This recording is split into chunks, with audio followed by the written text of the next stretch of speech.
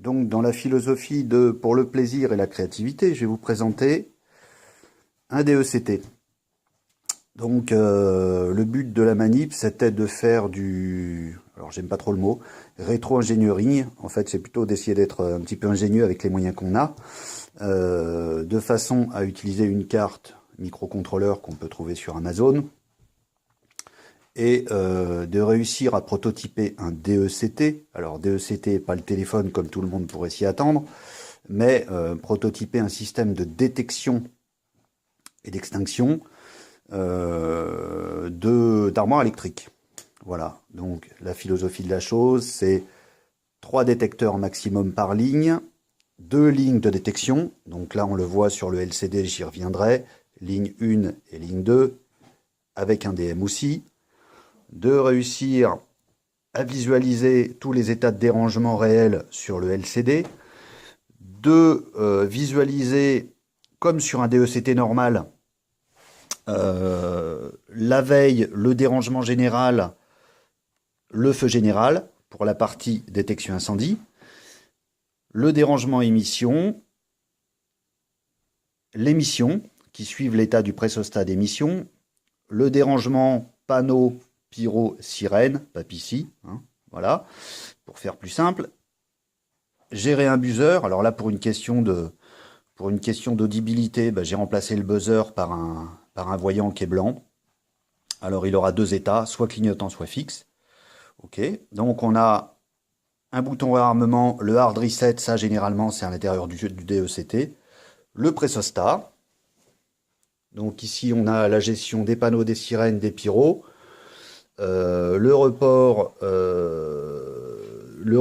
alors on a réarmement boucle, un report feu, un report dérangement général. Alors le report dérangement général qui a sécurité positive, c'est-à-dire que le dérangement, enfin le relais est actionné à l'état de veille. Un report émission. Voilà, tout ça piloté par une carte DECT. Alors, donc déjà explication simple, qu'est-ce qu'un ECS DECT? ECS, c'est la partie détection, équipement de contrôle et signalisation. Donc c'est lié à la détection, c'est la cause. Le DECT, c'est le dispositif électrique de commande et de temporisation. C'est ce qui va gérer les panneaux, les sirènes, les panneaux, les sirènes et le déclencheur manuel. Et donc ça c'est ce qui va gérer l'effet, l'extinction. Donc, alors, normalement sur mon schéma, le DM devrait être ici sur le DECT. Mais bon, pour que ça soit plus pratique et plus simple à comprendre pour tout le monde, donc je l'ai scindé en 2 parties, ECS et DECT. Donc mon projet intègre 2 lignes de détection, 1 ligne de DM. Ok, sur 2 lignes de détection, sur des détecteurs d'incendie, tout simplement, des détecteurs de fumée. Ok, donc par ligne, j'en ai maximum 3. Hein, je pourrais en mettre maximum 3, mais bon, vu que c'est pour un système d'extinction d'armoire électrique, c'est largement suffisant. Ça fait 3 détecteurs sur la ligne 1 maximum et 3 détecteurs sur la ligne 2. Ça fait un DM. Ok, donc on peut gérer aussi panneaux, sirènes et extinction. Alors, le mode de fonctionnement, pour ceux qui ne connaissent pas le principe du DECT, de l'ECS DECT, ça veut dire que pour réussir à fonctionner, pour réussir à piloter le système d'extinction, il faut systématiquement avoir soit que quelqu'un décide d'appuyer sur le déclencheur manuel, dans ce cas-là, ça sera en mode manuel, ok, soit en mode automatique, avoir une première détection sur la première boucle, la première ligne de détection, et une deuxième détection sur la deuxième ligne de détection, quel que soit le sens. Détecter là et là, ou là et là. À partir du moment où on a qu'une détection sur une ligne, on va juste renvoyer un signal d'alarme feu. Okay, à partir du moment où on a ligne 1 et ligne 2, on aura le fonctionnement du DECT. À partir du moment où on aura quelqu'un qui va appuyer sur un bris-glace, sur le bris-glace, on aura le fonctionnement du DECT. À partir du moment où, imaginons, quelqu'un arrive, voit qu'il y a le feu sur une ligne, qu'il y a une ligne qui est en feu et qui décide d'appuyer sur le bris-glace, donc on aura le fonctionnement du DECT. Donc voilà, c'est schématisé ici. C'est schématisé ici. Donc, premier cas de figure, on a par exemple, hop, la ligne 1 qui est en feu, qui est à l'état 1, il ne se passe rien. Okay, juste le feu général. À partir du moment où on a la ligne 2 qui est en feu, uniquement elle, il ne se passe rien, on a juste un feu général.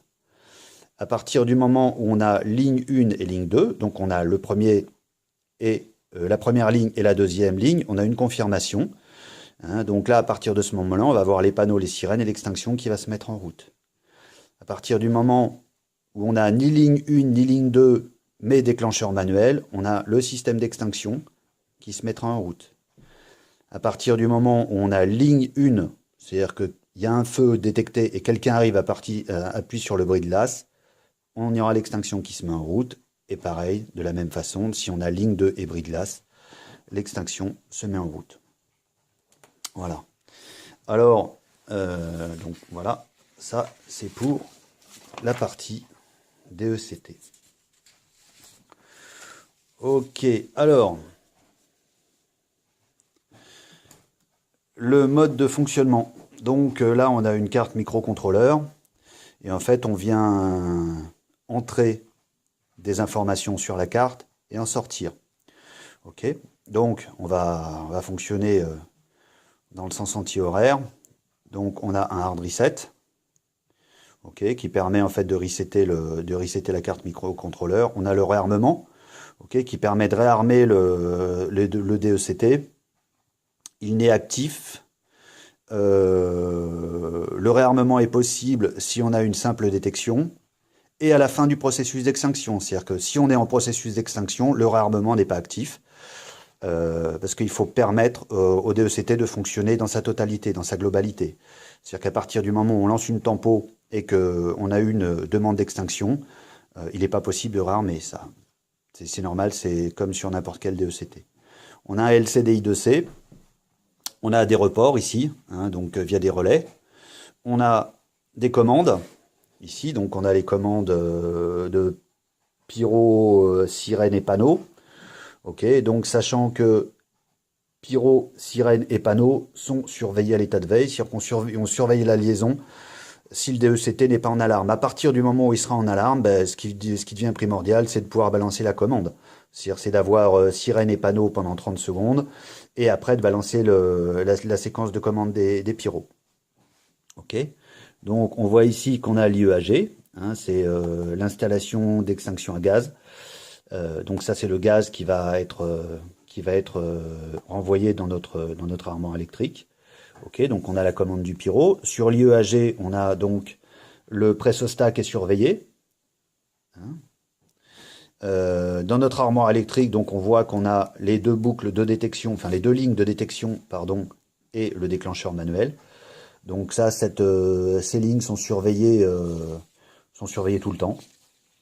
Hein, c'est surveillé, on surveille l'état de notre ligne de détection. Alors coupure, dérangement, feu. Ok. Après ici, on a les voyants, toute la gestion des voyants. Donc là, on a dérangement émission, on gère le dérangement émission, la commande d'émission, hein, qui suit l'état du pressostat, ici. On a le buzzer, on a la veille, le dérangement général et le feu général. Voilà. Donc ça, c'est pour notre DECT. Les entrées et les sorties. Ok.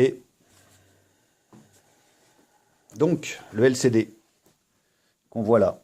Donc c'est un DECT de L, hein, de ligne de détection. On voit on a ligne 1, ligne 2, DM, le mode auto qui est lié à ligne 1, ligne 2 sur la détection automatique, et DM, déclencheur manuel, qui est lié à l'état, le mode manu, qui est lié à l'état des déclencheurs manuels. L'émission ici qui est liée au pressostat d'émission. Donc sur le LCD, on voit que j'ai choisi d'avoir un fond d'écran qui soit fixe. Donc on a des données qui ne changent jamais, c'est L1, L2, DM, auto, manu et émission. Ok.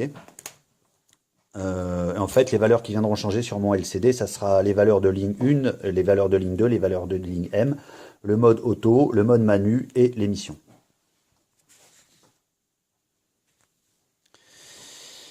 Alors, donc fonctionnement de mon LCD. Donc j'ai différents états possibles, par exemple pour les lignes 1, ligne 2, auto, DM et manu. Donc là on voit les différents états possibles. Soit ma ligne est en veille, soit elle est en défaut, soit elle est en feu. Pareil pour ligne 2. Pour le DM, donc soit c'est en veille, en défaut ou en feu. En mode auto, le mode auto en fait suit l'état de fonctionnement de L1 et L2, soit c'est en veille, soit c'est hors, soit c'est en extinction. Le mode manu pareil, en hors extinction. Le mode émission suit l'état du pressostat d'émission, soit c'est en veille, soit c'est en défaut, soit c'est en extinction. Alors, le fonctionnement de mon système. Donc, le système fonctionnera soit en mode... le système fonctionne en mode automatique. C'est-à-dire qu'il n'y a pas besoin de passer hors service. S'il y a un défaut, systématiquement, il passera hors service sur le mode concerné. Je m'explique. Imaginons, par exemple, qu'on soit, par exemple, sur mes deux lignes de détection, qu'on soit en veille et veille. Okay, donc, il n'y a pas de souci. Donc, mon système est en service. Mon système passera hors service à partir du moment où il y aura un dérangement sur une de mes boucles. Okay, vu que tout ça c'est lié, le mode auto est lié à L1, L2, c'est-à-dire que si par exemple j'ai un défaut sur la ligne 1 et un feu sur la ligne 2, systématiquement on ne peut pas confirmer une extinction, donc le mode auto passera hors service. Par contre, le mode manuel, lui, restera en service. Bien évidemment, si on a un dérangement sur une boucle, ce qu'on fera, c'est qu'on renverra une information de dérangement général sur le relais. Et on actionnera les voyants concernés. Ok. Si on a par exemple ligne 1 en veille, ligne 2 en défaut, donc on a dit que voilà, on passait hors service. Si on a ligne 1, à partir du moment où on a un défaut sur une ligne, bah, systématiquement mon système passera hors service. À partir du moment où on a feu et feu, bien évidemment, on passera en mode extinction, auto-extinction. Sur les DM, c'est pareil. Donc si on a un DM en veille, on passe en service. Si on a un DM en feu, on passe en extinction. Si on a un DM en défaut, le mode manu passe hors service. Ok. Donc par exemple, imaginons que quelqu'un décide d'actionner un DM, on va passer en feu en DM.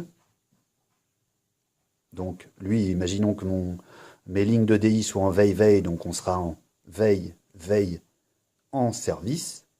À partir du moment où quelqu'un décidera d'actionner mon DM passera de veille à feu. Okay. Du mode manu, on passera de en à extinction.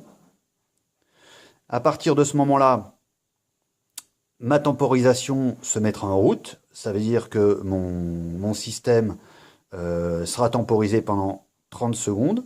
Pendant ces 30 secondes, j'aurai panneaux et sirènes qui vont fonctionner. Passé de ce délai de 30 secondes, on aura une première séquence de déclenchement de pyro. Ok. Puis une deuxième séance de déclenchement de pyro. Deux cas de figure possibles. Soit mes pyros, soit mon extinction se réalise, et dans ce cas-là, je vais passer en extinction. Mon mode émission passera en extinction. Soit mon extinction ne se réalise pas parce que le pressostat n'a pas été sollicité. Dans ce cas-là, mon émission passera en défaut. Bien évidemment, les voyants concernés s'allumeront, à savoir, si l'émission est réalisée, on passera en voyant émission. Si l'émission n'est pas réalisée, ici on passera en défaut. On passera en dérangement émission. Bien évidemment, dérangement émission, on passera en dérangement général. Et on aura les relais de répétition qui seront commandés, à savoir feu parce que quelqu'un a appuyé sur un bris de glace. Ok. Celui-là, c'est lequel? C'est des reports dérangement. Donc on aura effectivement un dérangement parce que le défaut d'émission, on aura un dérangement général qui sera reporté parce que le défaut d'émission déclenche un report dérangement général. Ok. Et bah, vu que mon émission n'aura pas été commandée, bah, je n'aurai pas d'émission. Voilà. Alors, les points particuliers. Donc, si le processus est en marche, on a un réarmement impossible jusqu'à la réalisation du processus d'extinction. Okay. À partir du moment où le processus est en marche, on a une tempo avec fonctionnement des panneaux sirènes pendant 30 secondes. Okay. Puis, bah, comme j'ai dit tout à l'heure, première séquence de pilotage des pyros, deuxième séquence de pilotage des pyros. À partir du moment où il y aura extinction, alors soit oui, il y a extinction, et dans ce cas-là, on aura LCD extinction, le voyant émission, le relais émission, le buzzer fixe, le relais feu général.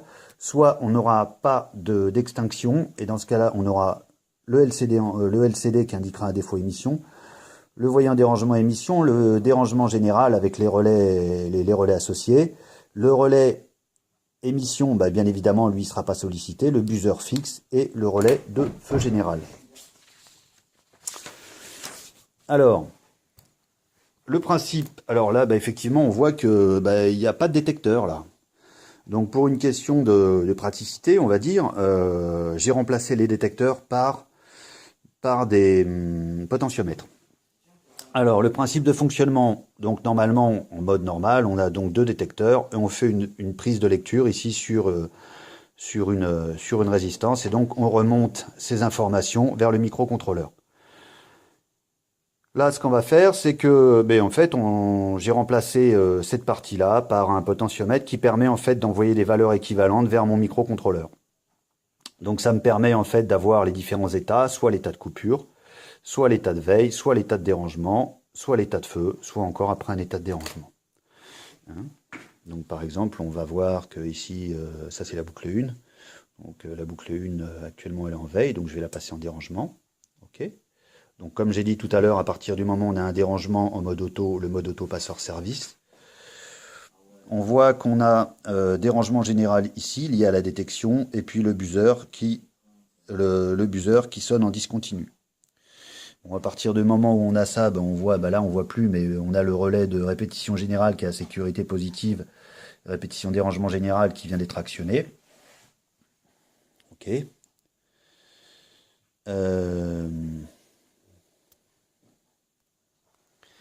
Donc là, je viens de me mettre en position de feu. Hein. J'ai augmenté mon potentiomètre de façon à me retrouver en position de feu. Donc on voit que j'ai la ligne 1 en feu, la ligne 2 bah, qui est toujours en service. Hein. Elle est pas, le mode d'extinction, le mode auto, il est en service.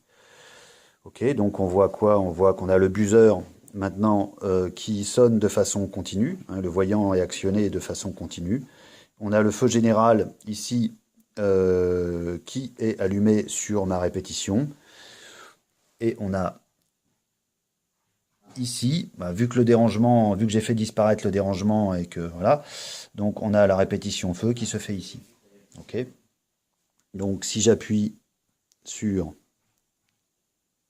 mon bouton de réarmement, alors effectivement, je réarme, mais j'ai le retour de la position de feu. Alors là, ce que je vais faire, je vais descendre mes valeurs.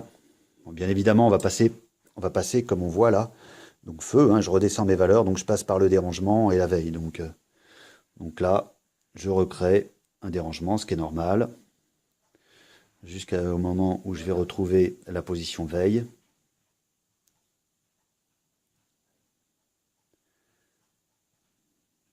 Voilà.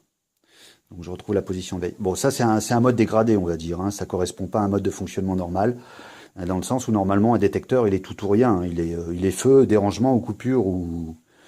Hein. Donc je réarme. Ok, donc j'ai bien réarmé mon DECT. Là je me retrouve bien en position de veille, veille, veille. Voilà. Alors bon, pour le plaisir, hein, imaginons que je crée un dérangement de pressostat d'émission. Voilà. Donc là, on a un dérangement de pressostat d'émission, parce que quelqu'un y a touché. Donc on se retrouve avec émission en défaut. Le buzzer fonctionne de façon discontinue. On a bien un dérangement général qui est reporté, donc avec le relais associé qui est à sécurité positive qui est passé off. Ok, un dérangement émission qui est allumé. Ok, je vais remettre en état mon émission. On presse au stade émission. Donc on se retrouve en position de veille avec toujours mes voyants alimentés. Je fais un réarmement. Et à partir du moment où j'ai fait mon réarmement, je me retrouve en position de veille. Voilà. Donc ça, c'est l'explication générale. Je vais revenir plus en détail. On va faire les détails plus en essai, enfin on va faire les essais plus en détail sur la vidéo, sur des vidéos suivantes. Voilà. Bah écoutez, j'espère que vous avez pris du plaisir à regarder cette vidéo autant que moi pour la réaliser, ainsi que la réalisation de mon projet, juste pour le plaisir et la créativité. Merci à vous.